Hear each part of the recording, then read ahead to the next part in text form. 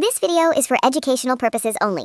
It provides guidance on breastfeeding and breast pump use for new mothers. This content is not sexual or suggestive. Always follow safe practices when pumping and caring for your baby. Hi, I'm Milana. This is my calm and gentle feeding routine. For me, feeding is more than just a daily task. It's a moment to slow down, breathe, and take care of myself as well as my baby. Before I begin, I make sure everything is clean and ready to use. I choose a quiet, comfortable place where I can relax and feel supported. I sit back, support my body, and relax my shoulders. I take a few slow, deep breaths to help my body settle. I begin gently and pay close attention to how I feel. Comfort is important, so if something feels uncomfortable, I pause and adjust. I remind myself that there is no need to rush. This moment is about patience, calm, and care. When I'm finished, I take a moment to rest and breathe. Caring for myself is an important part of caring for my baby. This is my routine, calm, supportive, and made with care.